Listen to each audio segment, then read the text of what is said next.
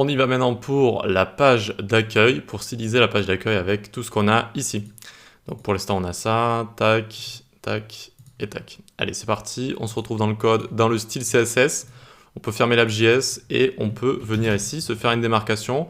Alors soit vous pouvez la réécrire, soit vous pouvez la copier à chaque fois. Tac, histoire d'avoir les mêmes petits pointillés. Ici on va marquer accueil et c'est parti. Pour notre page d'accueil, on va lui mettre une width de 100%. Et une hauteur de 100 VH. Ok, 100 viewport 8, ça va prendre tout l'espace quand on arrive sur le site. Background image, on va mettre URL, ressources, accueil, pic, lume, down. C'est cette image de base là avec le petit château de Kyoto et la ville juste en dessous. Et j'ai enlevé un peu de luminosité avec Photoshop. Il faut savoir que souvent, c'est intéressant de faire ça quand on a notamment une image qui est trop lumineuse. Donc, accueil pic, tac. Vous voyez que j'ai, bon vous le voyez pas vu que vous voyez pas l'image originale, mais j'ai un peu légèrement réduit la luminosité. Pourquoi? Pour mieux refaire ressortir le texte en fait qu'il va y avoir sur l'image. Très souvent les images sont prises avec une luminosité qui est faite pour être regardée avec les yeux et pas prévue pour avoir du texte dessus par exemple. Donc n'hésitez pas à baisser un petit peu la luminosité. Alors vous pouvez le faire avec plein de logiciels différents, mais avec Photoshop ça marche très bien avec Photoshop par exemple. Ok. Donc c'est pour ça que je l'ai appelé Lume Down juste ici. Ensuite, on lui met un BG Pose Center, Background Position Center. Quand on va réduire, ça va aller vers le milieu de l'image. Et on lui met un petit padding top de 1 pixel et un border bottom de 1 pixel. Dotted, ou dotted, je pense. 777, 777. On aurait pu l'écrire juste 3 fois comme ça. Alors pourquoi on lui met un padding top de 1 pixel? Je vais vous en parler ici, tac. Donc là, il faut savoir qu'il a 1 pixel de padding tout en haut ici. D'accord? Donc 1 pixel, c'est un peu de remplissage dans, tout en haut ici. Et ça sert à mettre du contenu, un tout petit peu de contenu pour éviter d'avoir une fusion des marges avec ce qu'on va avoir juste en dessous. C'est-à-dire que notre image juste ici, je vais mettre un margin top. Et s'il n'y a pas de marge entre accueil, donc comment dire, entre accueil ici... Si accueil n'a pas de contenu entre l'image et qu'elle n'a pas de marge non plus, eh bien la marge que je vais mettre à image va compter pour accueil et ça va décaler accueil du top en fait, au lieu de juste décaler l'image. Pour résoudre ce problème, il faut soit qu'il y ait du contenu entre les deux, soit qu'il y ait par exemple 1 pixel de padding, ça fonctionne bien. Regardez, en plus ça se voit pas, si je fais CTRL-C sur la navigation ici, on ne voit pas le padding ici, d'accord? On ne voit pas qu'il y a 1 pixel de padding. Donc c'est juste pour résoudre le problème de fusion des marges. On l'avait vu dans une vidéo dans cette formation. Il existe d'autres techniques. Il existe d'autres techniques, notamment en utilisant un pseudo-élément, notamment avec Clearfix, etc. Donc vous faites comme vous voulez, mais il y a cette technique du padding top qui peut fonctionner. On se retrouve dans le code ici, border bottom très bien, etc. Ok, on va pouvoir donc prendre notre logo Kyoto. Alors Kyoto ici, tac. Et on va lui mettre border radius 50% pour le transformer en cercle. Une width de 180. Display block pour pouvoir le centrer avec margin. 180 pixels en haut. Auto à gauche et à droite, 0 en bas. Voilà. On peut le présenter comme ça, tout ce qui est margin padding. Si vous voulez 180 pixels en haut, auto sur les deux côtés et 0 en bas, ça peut se présenter comme ça. Et donc là, on a notre logo qui est juste ici, très bien. Et la margin qu'on lui a mis en haut ne va pas s'appliquer à accueil, mais juste à notre élément ici, vu qu'on lui a mis un pixel de padding à notre accueil. D'accord? On évite la fusion des marges comme ça. Et il y en a plein de techniques pour la fusion des marges. Je vous invite à retourner à la vidéo dans la formation si ça vous a un petit peu échappé. Accueil H1, Text Align Center, on le centre. Le font size, on va lui mettre 100 pixels. Ensuite, on va lui mettre un text shadow ici. Donc ça, c'est pas courant. On l'utilise pas souvent, text shadow. Mais ici, ça va être assez intéressant, notamment pour souligner le texte dans le fond, pour encore une fois bien le faire ressortir. 0 sur X, 0 sur Y, des pixels de flou. RGBA noir, donc 0,00. Et 1 ici, j'avais mis 1. J'avais fait des tests et j'avais fini par mettre 1 ici. Donc on a juste à mettre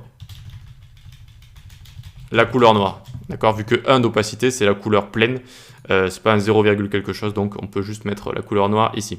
C'est juste que j'avais fait des tests pour voir laquelle fonctionnait le mieux. La couleur, on peut lui mettre F1, F1, F1, très bien. Et enfin, on va lui mettre margin 10 pixels en haut, 0 pixels, 0, 0. Donc juste 10 pixels en haut. Et font family, on va lui mettre Merendia 1 et sans serif. Merendia 1 qui est une police qu'on a importée. Et donc ça nous donne ceci. Et on voit légèrement, vous voyez le text shadow, c'est assez léger, mais ça permet vraiment de souligner découvrez Kyoto ici. Sinon en fait le blanc là ne serait pas trop bien ressorti sur le ciel. Blanc sur blanc on n'aurait pas vu et ça aurait été mauvais. Alors que là ça ressort bien, c'est assez sympa découvrir Kyoto avec cette petite police d'écriture. Ça fonctionne plutôt bien. Allez, on peut continuer le sous-titre et le bouton. On vient ici, sous-titre, text align center. Hop, text align center, font size 25, pour qu'il soit bien plus petit que le titre. Font weight bold, donc gras, bold ça veut dire courageux, je crois aussi en anglais. Et bold, voilà, ça va être le taux élevé de gras. On aurait pu mettre lighter si on veut que ce soit plus light. Et ici on va juste mettre bold, tout simplement. Ensuite on va mettre color, hashtag F1, F1, F1. Pour revenir sur les font weight, on peut mettre bold, on peut mettre lighter. Et je crois que si vous mettez lighter ici, il ne va pas y avoir de différence. Suivant les polices d'écriture, en fait, ça va être la police de base, si je dis pas de bêtises, eh bien, vous avez le droit, entre guillemets, de mettre lighter, bold, etc. Certaines polices d'écriture ne vont pas avoir toutes ces nuances-là. Elles vont juste avoir, par exemple, le bold. Certaines vont avoir plein de nuances différentes. C'est-à-dire qu'on va pouvoir mettre 100, 200, 300, 600. Et à chaque fois, ça va changer le gras de la police. Et donc, ça peut aller de 100 à 900, si c'est vraiment complet. Voilà. Sinon, de base, en général, c'est juste bold qui est accepté ou alors bold et lighter. OK pour ça? Allez, on continue. Color, on va mettre ensuite, on va mettre margin 5 pixels en haut et en bas, 0 à gauche et à droite. Et également, on va lui mettre le même text shadow qu'on a mis ici. Il est où? Il est là. Tac. Tac, on met exactement le même text shadow. OK?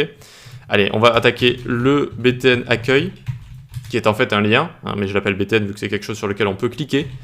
C'est un lien vu qu'il va nous amener vers un endroit, d'accord? C'est pour ça qu'on l'a mis sous forme de lien. Border radius, on lui met 9999, c'est pour faire des piles, d'accord? Cette petite forme de pilule. Pour ce faire, on utilise 9999. Voilà, tout simplement pour dépasser l'angle, en fait, le maximum de l'angle, donc c'est-à-dire juste la moitié de la hauteur. Et donc on met 9999 et ça fait tout le temps cette forme de pilule, en fait, tout simplement. Hop, ensuite on vient juste en dessous, on met background crimson. Ok, border 1 pixel solide, hashtag 333. C'est léger, mais c'est bien comme ça. F1, F1, F1, la couleur. Text align, on va lui mettre center. Ok. Ensuite, on va lui mettre un font size de 22 pixels. Une width de 200 pixels. Une hauteur de 70 pixels. Vu qu'on a un lien ici, ben on est obligé de tout donner à la main, comme ça on ne peut pas mettre de padding, etc. Vu que également on va le display block. Est-ce qu'on l'a display block encore? Non, pas encore. On le display block pour pouvoir bien le centrer. Et donc on n'utilise pas tout ce qui est padding, etc. On utilise déjà une hauteur et une largeur qui va être définie comme ça. Line 8 pour centrer notre texte à l'intérieur, on lui met exactement la même chose que la hauteur, 70 pixels. Text déco, on lui enlève. Voilà, ça prend toujours beaucoup de propriétés, hein, les liens et les boutons. Margin 30 pixels, auto 0, enfin surtout les boutons. Cursor pointer. Transition. All 0,2 secondes, easy out. Voilà, nickel.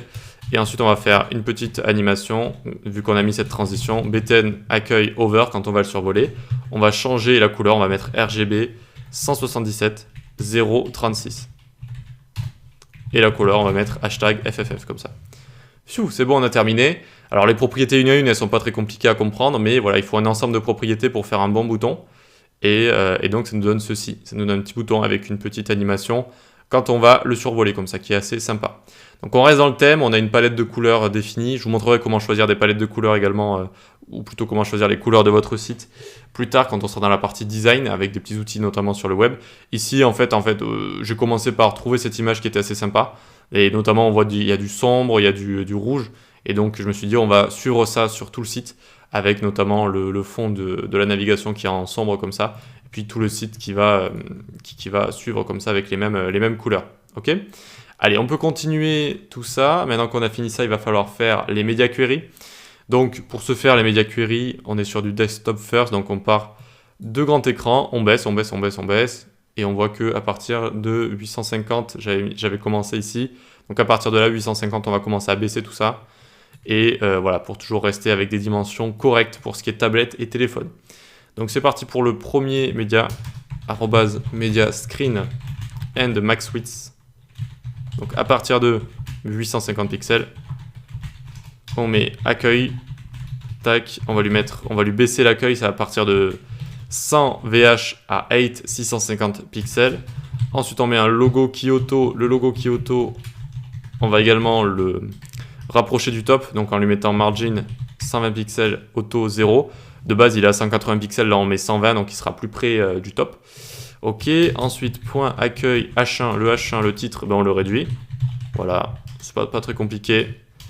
On réduit le sous-titre, pareil, on va le réduire un petit peu, 23 pixels. Et enfin, le bouton BTN accueil. On lui met une width de 150 pixels, une hauteur de 50 pixels. Et on modifie également la line 8 pour que ce soit toujours raccord. Et le font size de 18 pixels. Et pour terminer, margin 15 pixels en haut, auto 0. Voilà. On essaye tout le temps de garder juste les propriétés qui changent dans les media query parce que ça peut être, comment dire, quand on commence à essayer de les changer, etc., souvent on peut copier le bouton et on le colle comme ça et on se dit, ok, qu'est-ce qui va changer, width, etc. Donc on commence à le changer, mais au final on laisse toutes les propriétés, ça c'est mauvais, ça alourdit vos pages, ça rend les choses plus compliquées à comprendre, etc. Donc on essaye toujours d'avoir juste les propriétés qui changent dans nos media query. Donc normalement là on devrait voir la différence, à partir de 850 pixels, hop, hop, hop, hop, ok. Allez, on continue, on va descendre encore en dessous et même jusqu'à 400 pixels j'ai mis. Hop, oui, parce que j'avais vu en fait si le H1 descendait comme ça, mais ça rendait bien. Des fois, quand c'est pas des longues phrases et qu'il y a juste deux mots comme ça, découvrez Kyoto en colonne comme ça, c'est plutôt correct. Et donc je me suis dit que le prochain breakpoint allait arriver à 400 pixels, donc à partir de à peu près ici.